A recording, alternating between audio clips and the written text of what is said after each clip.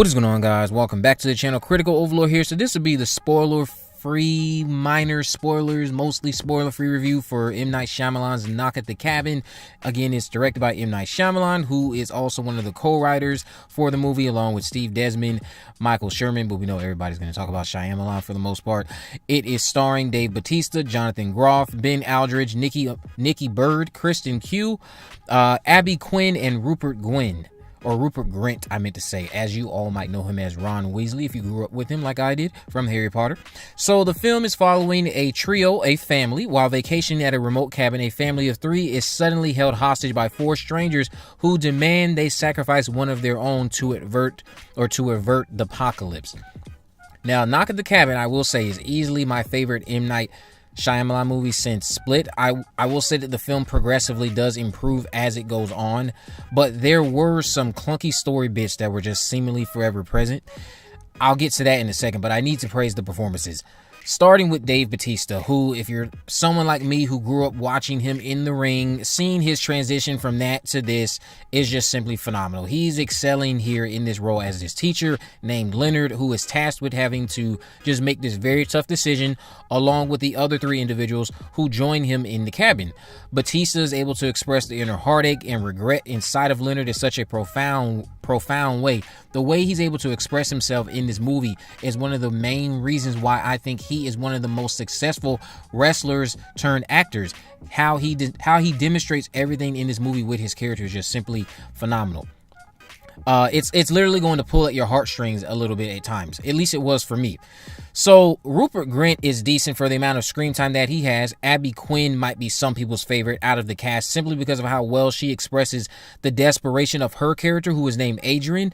Adrian is a mother that just wants to save her son, and when you see her on screen delivering her lines and the tears she's holding back, all of that combined with the nature of her character is going to probably make her a standout for some people. But I just feel as though Dave was just excelling and just firing on all cylinders when it comes to the cast and the performances. The performances all around were just outstanding. But that isn't to say that you won't find some exchanges to be poor or lackluster, because admittedly, I did feel that the acting improved as the film went on. Shyamalan and his co-writers don't successfully balance humor with the rest of the film's tone, I will say that, but the comedic moments thankfully weren't around for too long to be much of a setback. I actually was quite pleased when the jokes left the equation, and instead we just shifted full gear into this relentless thriller that explores and challenges our faith, views on humanity, and the potential we as humans have despite the evil that we know exists in the world. Knock at the Cabin acknowledges that we are capable of some terribly horrific and kind acts.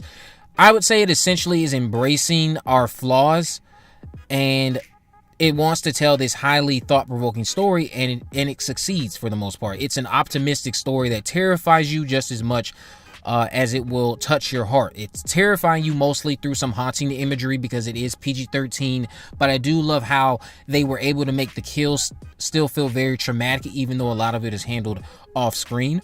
The clunky story bits that I referenced earlier are just they're not excusable, I want to say, but they're tolerable thanks to our wonderful core trio that the story centers on with Wynn, Eric, and Adam. The clunky bits I'm referring to come in the form of logic mishaps and other exposition dumps that I might grow to appreciate during my rewatches. Eric and Adam, played by Jonathan Groff and Ben Aldridge, are very compelling. Groff and Aldridge's chemistry allows you to really fall in love with their characters, but Adam, out of the pairing, was the most complex and the most interesting. His outlook towards humanity is very closed-minded, but explained through various flashbacks, which only adds to the emotional damage that comes during the film's final moments. A certain twist involving the quartet that has broken into their cabin seems to go nowhere, I will say, but it did add to Adam's arc overall. And I will say that, yes, out of the pair, Adam will probably be the ones that people collectively find to be the most interesting. It's not that there's anything wrong with Eric, but Adam and his negative outlook towards humanity really says a lot and really just adds a lot more to the magnitude of the events that are playing out in Knock at the Cabin. Knock at the Cabin really does a great job at giving value to its characters, which only adds to the tension that is swelling constantly throughout the film as you begin to grow genuine concern for their safety. So it's really hitting it when it comes to the character development. The dialogue isn't always the best, but this script was pretty good despite the logical hiccups and the poor exposition dumps that I previously mentioned. There's also a mysterious aspect to the apocalyptic nature of the story that kind of fades away due to the poor logic. When it comes to how this was shot and some of the cinematography bits, the close-up shots might grow tiresome, but I appreciated how they added importance to certain sequences as well as adding to the emotional punches the film swings during its third act. I, again, need to just tell you, when it comes to how you were going to feel while watching this movie, you're pretty much going to get all of what you might come to expect from a Shyamalan movie. You're going to get something that is suspenseful, something that is very tense, something that is very moving. You might be moved to tears during certain bits. There's not been a single Shyamalan movie where I just haven't felt a whirlwind of emotions, and Knock at the Cabin is no different. I was completely impressed with how the story, for the most part, was staying afloat, despite, again, the hiccups that I mentioned. Again, a lot of that comes in how they decide to over-explain certain bits. The exposition dumping wasn't always that great. The dialogue isn't always that great. Certain twists with the characters that are in the cabin and how they connect to another person in the trio, that seems to be kind of half-baked and doesn't really go anywhere, but still adds to the overall arc of the character.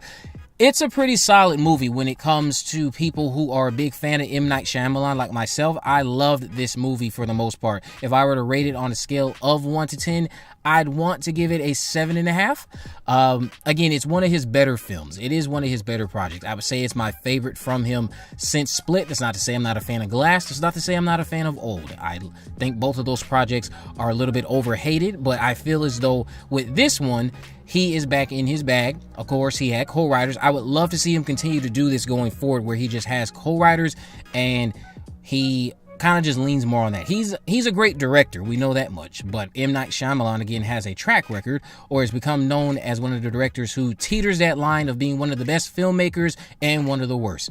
This, of course, was another W for his legacy and another great addition to his already wonderful filmography that I would say he has.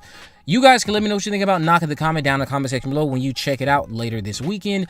If you haven't already, of course, make sure you go ahead and subscribe, turn on post notifications so that you never miss a video.